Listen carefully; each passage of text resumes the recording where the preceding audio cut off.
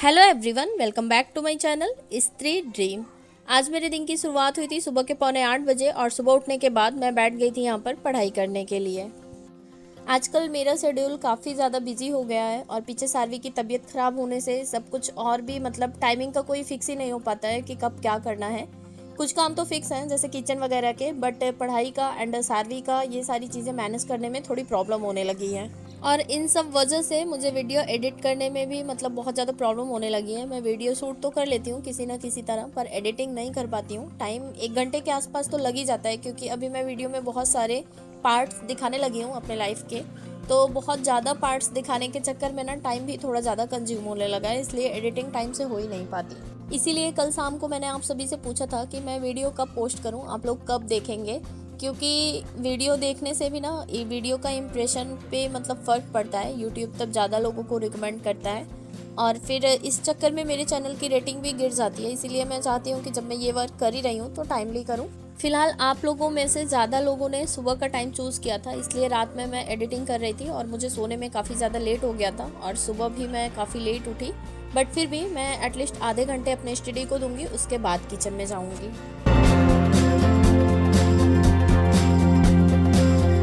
लगभग आधे घंटे की पढ़ाई कर लेने के बाद फिर मैं उठ गई थी। और आप सभी अगर मुझे डेली देखते होंगे तो आप सभी को पता होगा कि सुबह की शुरुआत जब मैं पढ़ाई करती हूँ तो एनसीईआरटी की बुक से करती हूँ। और अभी एनसीईआरटी की बुक्स में मैं हिस्ट्री एंड ज्योग्राफी क्लास 7 की कंप्लीट कर रही हूँ। आज सुबह मैंने क्लास 7 एनसीईआरटी की हिस्ट्री वाली बुक का एक चैप्टर कंप्लीट किया है। वैसे जो 6 क्लास वाली बुक्स थी उसके अकॉर्डिंग ये सारे चैप्टर्स काफ़ी लेंदी हैं एंड बहुत सारा नॉलेज इन चैप्टर्स के एक एक चैप्टर्स से हमें बहुत सारी नॉलेज गेन हो जाती है।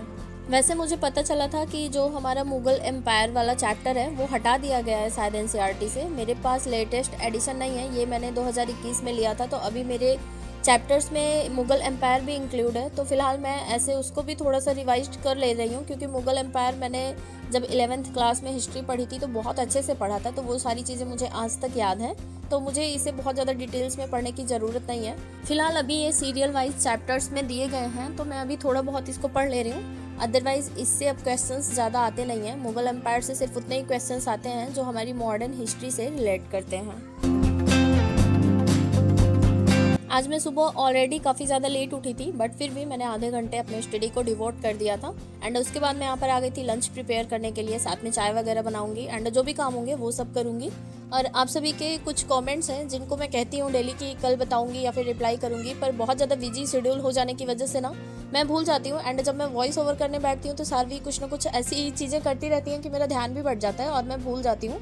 बट आज मैंने वो सारी चीज़ें नोट करके रख ली थी। 2-3 कमेंट्स ऐसे हैं जो हमेशा आते हैं, तो उन कमेंट्स का मैं आज रिप्लाई करूँगी।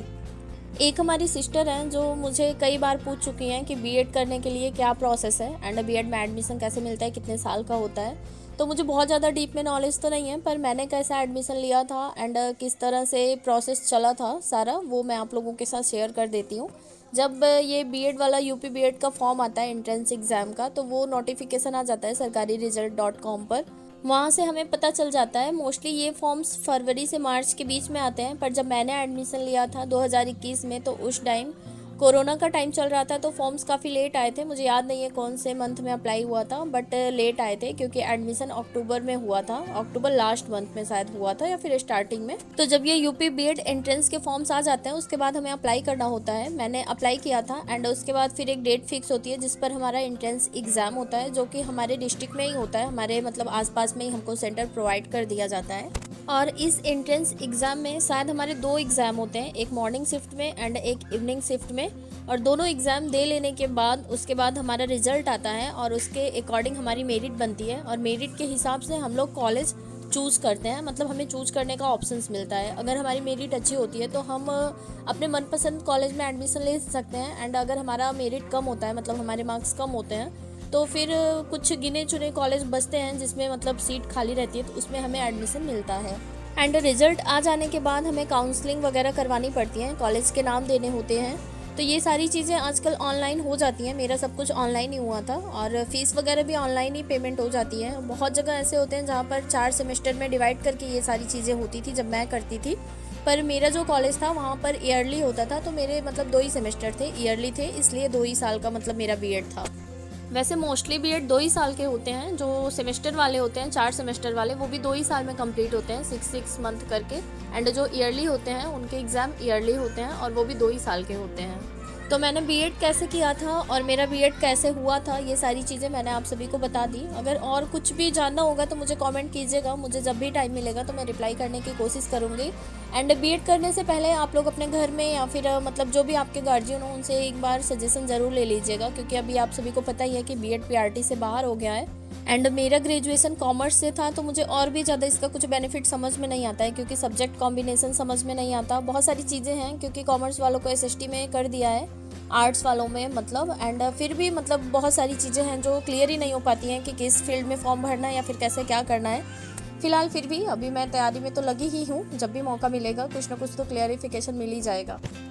आई थिंक जिसको भी जानना था कि बीएड कैसे किया जाता है या फिर क्या प्रोसेस है, अभी क्लियर हो गया होगा। एंड अभी कोई और क्वेरी होगी तो आप प्लीज़ कमेंट करके पूछ लीजिएगा। अदरवाइज़ अब किसी से कोई चीज़ पूछने की ज़रूरत ही नहीं पड़ती है, हमारे गूगल बाबा हैं, वहाँ पर सारी चीज़ें अवेलेबल होती हैं। आप लोग अगर एक बार बोल कर भी मतलब पूछ कर भी देखेंगे ना, जो माइक वाला ऑप्शन होता है, तो भी आपको बहुत सारी डिटेल्स वहाँ से मिल जाएंगी।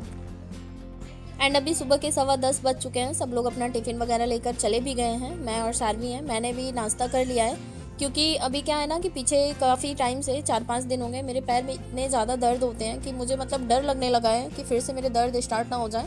फिलहाल जब से मैं आई हूँ मुझे लगता है 3 बार दवा मंगा कर खा चुकी हूँ, पर अभी 2-3 दिन पहले काफ़ी ज़्यादा पेन हो रहा था, तो मेरे भैया आ गए थे टाइम से। उन्होंने एक डॉक्टर से चेकअप करवाया तो उन्होंने विटामिन की कमी बताई है, विटामिन B12 की, और मुझे लगता नहीं है। फिलहाल मैं तो इतनी हट्टी कट्टी हूँ, फिर भी अगर ऐसा है तो फिर दवा कर लेना चाहिए।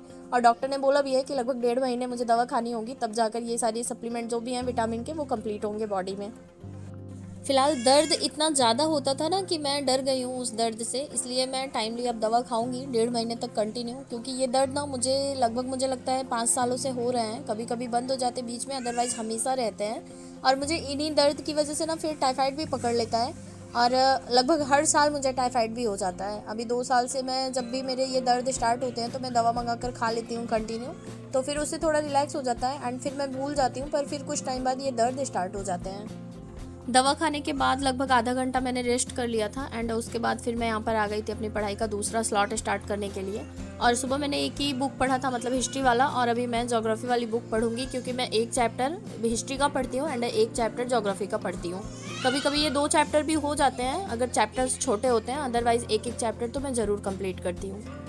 तो अभी मैं यहाँ पर ज्योग्राफी का चैप्टर कंप्लीट कर रही हूँ। एंड सारवी परेशान तो बहुत ज़्यादा करती हैं, पर ऐसा तो है नहीं कि अगर बच्चे परेशान करते हैं तो हम घर के बाकी कामों को अवॉइड कर देते हैं या फिर नहीं करते हैं। हम सारे काम करते हैं, पर पढ़ाई को ही स्किप कर देते हैं। जैसे हम सभी बच्चे के साथ घर के बाकी कामों को मैनेज करते हैं, वैसे मैं घर के बाकी कामों को भी सारवी के साथ मैनेज करती हूँ एंड पढ़ाई को भी सारवी के साथ मैनेज कर लेती हूँ। ज़रूरत पड़ने पे हम घर के बाकी कामों को, अपने पर्सनल कामों को बच्चों को गोद में लेकर भी करते हैं। कुछ उसी तरह से मैं सारी चीज़ें अपनी मैनेज कर लेती हूँ एंड अपनी पढ़ाई को भी मैनेज कर लेती हूँ। मुझे ज़रूरत पड़ता है तो मैं वॉशरूम तक सारवी को गोद में ही लेकर जाती हूँ। और मुझे ऐसा लगता है कि बहुत से लोग ऐसे होंगे जिन्हें ये सारी चीज़ें फेस करनी पड़ती होंगी। और फिलहाल मैं ये सारी चीज़ें इसलिए बता रही हूँ कि कल एक कमेंट आया था कि किसी ने लिखा था कि बच्चों के साथ मतलब पढ़ाई अभी मुझे छोड़ देनी चाहिए कुछ टाइम के लिए, और बच्चे बड़े हो जाएंगे तो फिर पढ़ाई करना चाहिए। बट अगर जैसे सारी चीज़ें हम मैनेज कर ले रहे हैं तो अगर हम चाहेंगे तो हम अपनी पढ़ाई को भी मैनेज कर लेंगे। वैसे मैं सारवी को कभी भी अकेला नहीं छोड़ती हूँ कि इनको अकेलेपन की प्रॉब्लम हो या फिर ऐसा कुछ भी हो, मैं इनके ऊपर बराबर नज़र रखती हूँ।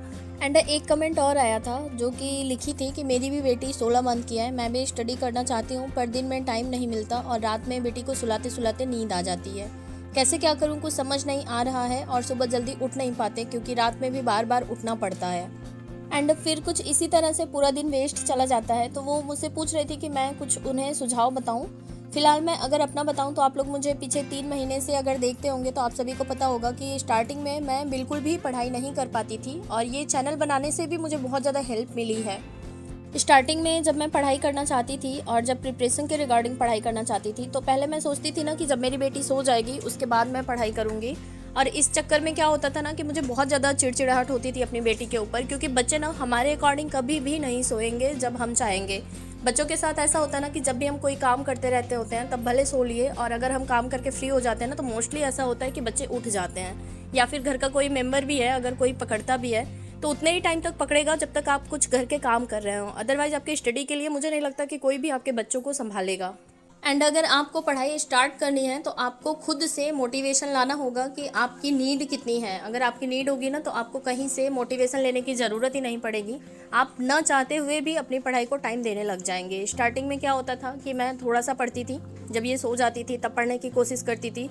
मेन चीज़ ना फिजिकली थकान लेना तो भूल ही जाइए, क्योंकि बहुत ज़्यादा स्ट्रांग होने की ज़रूरत पड़ेगी। क्योंकि जैसे लोग घर के काम करते हैं, मैं अपने आसपास अपने रिलेटिव्स में ऐसे बहुत सारे लोगों को देखती हूँ ना कि अपने घर के लोगों के लिए उनसे 2 टाइम का खाना नहीं हो पाता है। बट फिर भी हम लोग ये सारी चीज़ें मैनेज करते हुए अपनी पढ़ाई को भी अगर टाइम दे रहे हैं ना, तो समझ लीजिए हम लोग बहुत ज़्यादा स्ट्रांग वुमेन है। और हम लोग अगर इतना कर सकते हैं ना, तो हम लोग अपनी लाइफ में बहुत कुछ अचीव कर सकते हैं। आप लोग अपने इंटरेस्ट के अकॉर्डिंग कोई भी सब्जेक्ट चूज कर सकते हैं। एक दिन थोड़ा पढ़िए, दूसरे दिन उससे थोड़ा ज़्यादा पढ़ेंगे, 10 मिनट बढ़ाइए, फिर अगले दिन 5 मिनट बढ़ाइए, किसी दिन 10 मिनट पढ़ाइए। एंड धीरे धीरे उसमें इंटरेस्ट डेवलप करने की कोशिश कीजिए। देखिए अपने आप कहीं ना कहीं आपकी हैबिट बनती चली जाएगी। एंड रही बात बच्चे की, तो जैसे बाकी के काम आप सारे तो करते ही होंगे ना, घर के खाना पीना, झाड़ू पोछा, बर्तन, कपड़ा, सब कुछ करते हैं बच्चे के साथ। तो उसी हिसाब से आप अपनी स्टडी को भी मैनेज करने की कोशिश कीजिए। और मैं ऐसा भी देखती हूँ बहुत सारे लोग, यहाँ पर भी मैं जहाँ सूरत में आई हूँ, ऐसे मैंने बहुत सारे लोगों को देखा है कि लोग अपने बच्चों को मोबाइल देकर घर में बंद कर देते हैं एंड खुद बाहर घूमने निकल जाते हैं। मुझे ये सारी चीज़ें ना समझ में ही नहीं आती हैं। मैं अगर पढ़ती हूँ ना तो सारवी भी कहीं ना कहीं मेरी ही बुक्स लेकर पढ़ती हैं। और पहले तो मुझे बहुत ज़्यादा अपनी बुक्स को क्लीन रखने की आदत होती थी, बट अभी सारवी ना कहीं भी पेन चला देती हैं। फिलहाल मुझे उससे अब कोई फ़र्क नहीं पड़ता।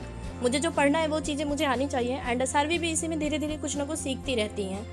आई थिंक अगर बच्चे के साथ हम सारी चीज़ें घर की मैनेज कर सकते हैं, तो अगर हम चाहेंगे तो हम अपनी पढ़ाई को भी मैनेज कर सकते हैं। वो हमारे ऊपर डिपेंड करता है कि हमारा इंटरेस्ट किस चीज़ में है। ऐसा नहीं है कि हम फ़ोन नहीं चलाते हैं या फिर किसी से बात नहीं करते हैं। आप लोग मेरा यकीन कीजिए कि इस टाइम मैं सारी चीज़ें अपनी छोड़ दी हूँ। मेरे फ़ोन पर सिर्फ मेरे हस्बैंड की कॉल आती है एंड मेरी सासू माँ की कॉल आती है। वो भी कभी कभी सासू माँ की कॉल स्किप भी हो जाती है, बस हस्बैंड की कॉल मतलब डेली आती है।